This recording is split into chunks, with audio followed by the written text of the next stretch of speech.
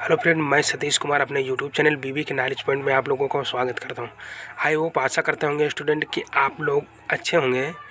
Finally मैं आप लोगों के लिए बहुत ही इंपॉर्टेंट टॉपिक लेके आया हूं। हम आप लोगों के लिए ये आपके जो सूरदास कवि हैं इनका शॉर्टकट में जीवन परिचय लेके आया हूं, जो आपके यूपी बोर्ड में बहुत ही इंपॉर्टेंट होने वाला है दोस्तों।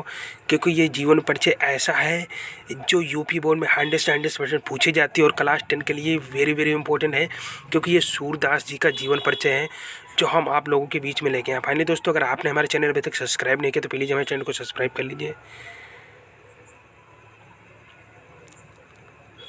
एक कक्षा 10 का हिंदी काव्य जीवन परिचय है, जो कवि का एक संक्षिप्त जीवन परिचय मैं आपको बता दे रहा हूँ दोस्तों। ये बिल्कुल शॉर्टकट फॉर्म है, जिससे आप अपना यूपी बोर्ड में बिना निसंकोच बिना याद को एक बार देख सकते हैं। आप जाके लिख देंगे, आपके 5 नंबर क्लियर हो जाएंगे।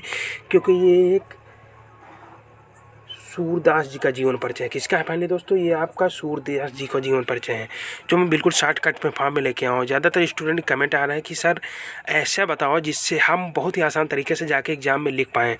मैं बिल्कुल शॉर्टकट फॉर्म लाया हूँ दोस्तों। ये सूरदास जी का जीवन परिचय जो आप लोगों के लिए वेरी वेरी इंपॉर्टेंट होने वाला है, कि सूरदास जी का जीवन परिचय जो आपका 100% यूपी बोर्ड में पूछा जाता है।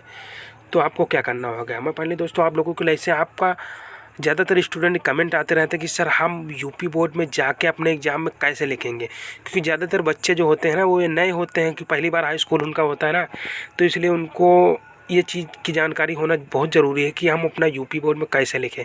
मैं आपको बिल्कुल शॉर्टकट फॉर्म बता रहा हूँ फाइनली दोस्तों, जिससे आप अपना सूरदास का ये 100% आपका यूपी बोर्ड में पूछा ही जाएगा। इसलिए आप इसे बिल्कुल तैयार कर लें, आपके 5 नंबर क्लियर हो जाएंगे।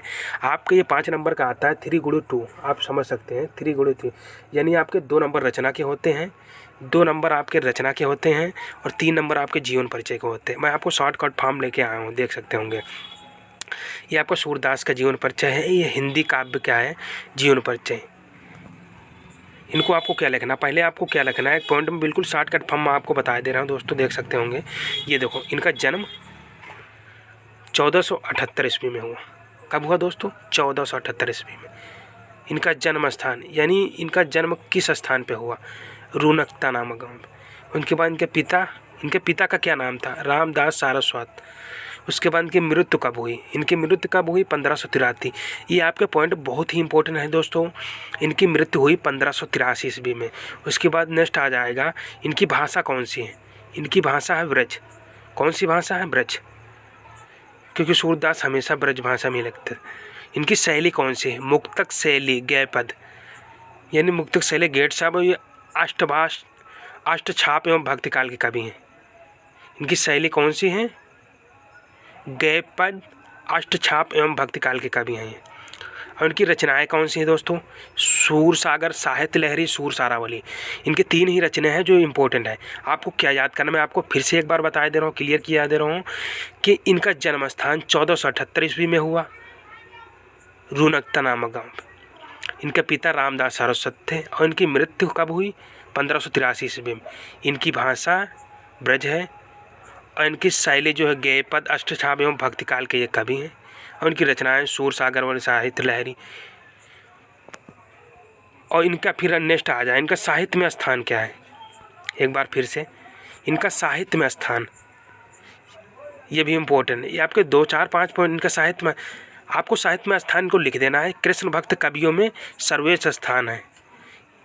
किसमें? कृष्ण भक्त कवियों। ये हमेशा कृष्ण भक्त के बारे में ही लिखते थे, यानी कृष्ण भक्त इनका साहित्य में, कृष्ण भक्त कवियों में साहित्य में इनका स्थान है। कृष्ण भक्त कवियों में इनका प्रथम स्थान है। और ये किस रस के? ये वात्सल रस के प्रोधा हैं। किस रस के? वात्सल रस। ये बहुत इंपॉर्टेंट आपका क्वेश्चन है। कृष्ण भक्त कवियों में से सर्वोच्च स्थान तथा वात्सल रस के प्रोधा है। वात्सल रस के प्रोधा, ये आपका हो गया बिल्कुल शॉर्ट काम। ये आपकी बिल्कुल शॉर्टकट फॉर्म हो गई, आप देख सकते होंगे।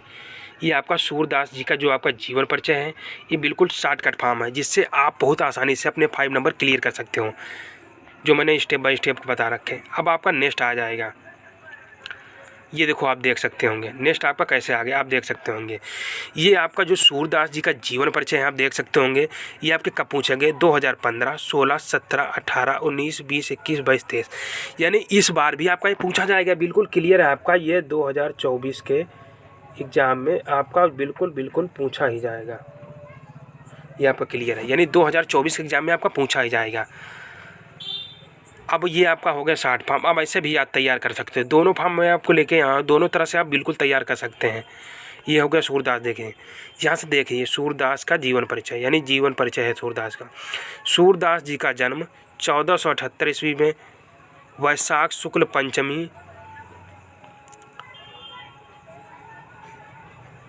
ये आपका 1478 यानी आपको 57, यानी सनवत आपका दे रखा तो आपको 57 जोड़ देना, आपका सनवत कन्वर्ट हो जाएगा। कितना दोस्तों 57 आपको जोड़ना पड़ेगा, तब सनवत अगर लिखना तो 57 जोड़ के इसमें आप लिख सकते हैं। इनका जन्म आगरा मथुरा मार्ग पे स्थित रुनकता नामक ग्राम में हुआ था। कुछ विद्वान दिल्ली के निकट सीही नामक ग्राम को भी इनका जन्म स्थान मानते हैं, यानी कुछ लोगों को मानना है, कुछ लोगों का अनुमान है कि इनका जन्म दिल्ली के निकट एक सीही नामक ग्राम में हुआ था। सूरदास जन्म से ही इस विषय में विद्वानों के जन्मांध थे, यानी जन्म से ही वो अंधे थे। इस विषय में विद्वानों में मतभेद है। इन्होंने कृष्ण की बाल लीलाओं का मानव स्वभाव एवं प्रकृति ऐसा सजीव वर्णन किया है जो आँखों से प्रत्यक्ष देखे बिना संभव नहीं है। इन्होंने स्वयं अपने आप को जमांध कहा है। ऐसा इन्होंने आत्मग्लानिवेश लाक्षणिक रूप से अथवा ज्ञान चक्षुओं के अभाव के लिए भी कहा हो सकता है। सूरदास की रुचि बचपन से ही भगवत भक्ति के गायन में थी। इनसे भक्ति का एक पद सुनकर पुष्टि मार्ग के संस्थापक महाप्रभु वल्लभाचार्य ने इन्हें अपना शिष्य बना लिया। ये किसके शिष्य थे? गुरु वल्लभाचार्य। इनके शिष्य वल्लभाचार्य थे। श्रीनाथ जी के मंदिर में कीर्तन का भार सौंप दिया। श्री वल्लभाचार्य के पुत्र विट्ठलनाथ ने अष्टछाप नाम से 8 कृष्ण भक्त कवियों का जो संगठन किया था। सूरदास जी इनके सर्वश्रेष्ठ कवि थे।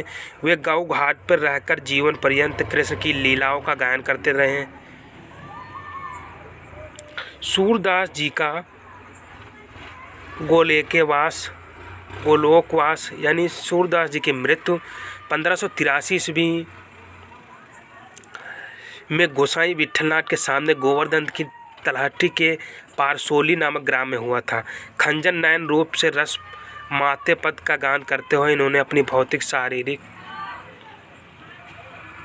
इस तरह आपका क्या होगा, ये आपका जीवन परिचय। आपको ये रचनाएं तो इनको पता है आपकी, सूर सागर, साहित्य लहरी, सूर सारावली, यही इनकी 3 रचनाएं, ये आपको लिख देना। बिल्कुल आपको मैंने शॉर्ट फॉर्म यानी शॉर्ट फॉर्म भी बता रखा है, जिसे शॉर्ट फॉर्म में भी लिख सकते हैं आप, ऐसा भी जीवन परिचय लिख सकते हैं। आपको ये आपका देख सकते होंगे। फाइनली दोस्तों ये आपका इंपॉर्टेंट है। आपका ये जो आपकी लाइनिंग दिखा रही है 2015, 16, 17, 18, 19, 20, 21, 22, 23, यानी 24 में आपका ये क्लियर आएगा, यानी आपका 24 में ये भी आएगा।